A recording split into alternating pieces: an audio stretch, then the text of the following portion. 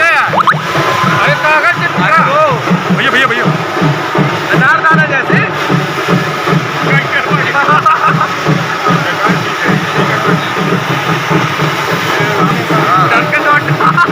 सही बोल रहे हैं।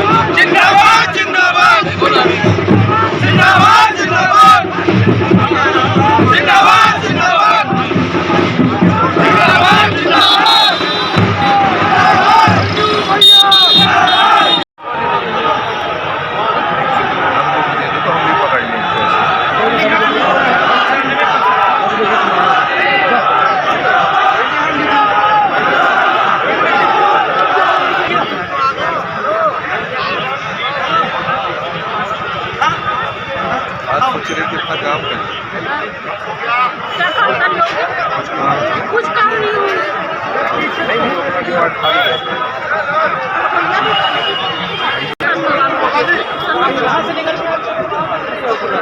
संतरामन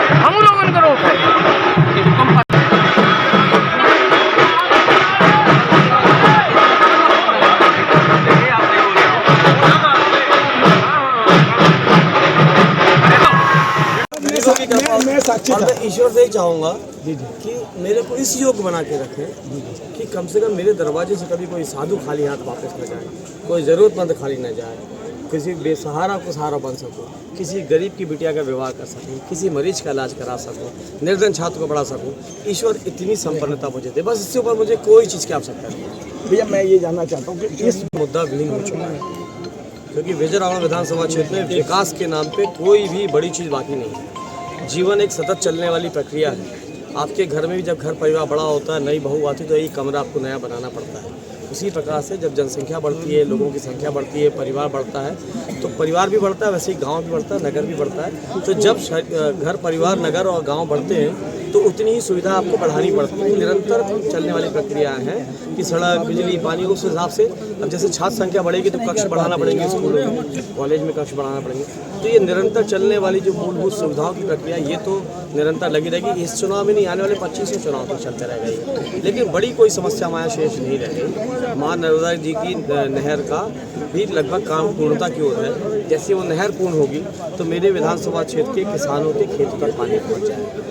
साथ ही साथ बिजली की लाइनें भी सब जगह है।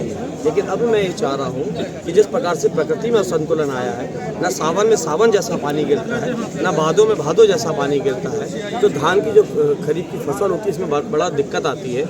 और उस समय क्या होता है, ट्रांसफार्मर बहुत जलते हैं। तो मैंने इस बार भी विचार बनाया है, और जो माननीय मुख्यमंत्री जी ने योजना लागू की, मुख्यमंत्री कृषक मित्र योजना, कि हर 5-6 किसानों के बीच में एक ट्रांसफार्मर। अगर ये हम पूरे विधानसभा के सभी किसानों को सेपरेट उनका खुद का एक ट्रांसफार्मर लगवा ले गए और उनके पास जल की व्यवस्था, सिंचाई की व्यवस्था पहुँचा दी, तो मैं समझूंगा कि आने वाली पीढ़ी दर पीढ़ी किसानों का जीवन सुरक्षित हो जाएगा। और ये मेरी सबसे बड़ी प्राथमिकता रहेगी।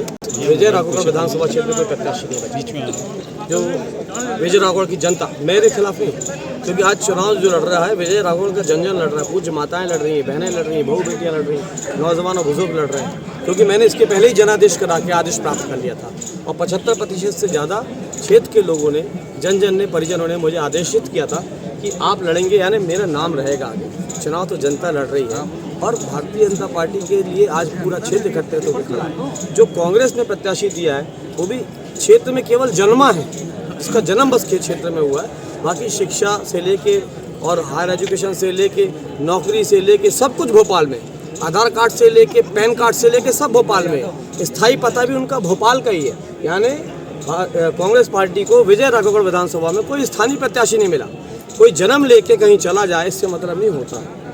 लेकिन आज जो प्रत्याशी आया वो बाहरी प्रत्याशी है, और हम लोगों का पीढ़ी दर पीढ़ी जन्म समझ नहीं पा रहे हैं। 1930 में कैमूर नगर बसाने वाला हमारा परिवार है, एसीसी कंपनी लाने वाला हमारा परिवार है। इनका जब जन्म भी नहीं हुआ था, इनके पूज्य पिताजी के जो फादर रहे होंगे, यानी इनके पूज्य दादाजी लोग रहे होंगे। हमारा ज़मीन उस ज़माने से जुड़ी हुई है। और विजय राघवगढ़ विधानसभा क्षेत्र में चाहे वो बिरुली हो, चाहे वो हमारा मचमचा हो, चाहे वो कैमूर हो, इनसे भी पुराने घर हैं हमारे वहाँ पे। तो पाठक परिवार का नाड़ा गड़ा है विजय राघवगढ़ विधानसभा क्षेत्र में, आज का नहीं 100 सालों का गड़ा हुआ है। और ये बोले कि 100 साल बाद भी के अंदर एक बहुत अद्भुत परिकल्पना मेरे मस्तिष्क में आई थी, संतों की कृपा से आई थी, ईश्वर के आशीर्वाद से आई, ईश्वर की कृपा से आई थी, कि बहुत सारे लोग ऐसे होते हैं जो चाहकर भी चार धाम यात्रा नहीं कर पाते, तीर्थ नहीं कर पाते, जीवन में एक कुंठा लेके अपनी जीवन लीला समाप्त कर लेते हैं कि हमने तीर्थ नहीं किया, हमने चार धाम यात्रा नहीं की। कुछ निशक्त होते हैं, कुछ निर्धन होते हैं, कुछ निराश्रित होते हैं, जो चाहकर भी नहीं जा पाते। तो ऐसे लोगों के लिए मध्य भारत के अंदर हमारे विजय राघवगढ़ में राम राजा पर्वत पर 2 नदियों के संगम तट पर एक 4 धाम का मंदिर बने, चारों धाम के मंदिर बने, और वो मंदिर भी चारों दिशाओं में बने उस पर्वत के साथ में। 12 ज्योतिर्लिंग का निर्माण, बिल्कुल जैसे 12 ज्योतिर्लिंग है वैसे ही मंदिर बने। उनके साथ साथ देश भर में चारों तरफ 9 देवियों का स्थान है, वो 9 देवियों के भी मंदिर बने।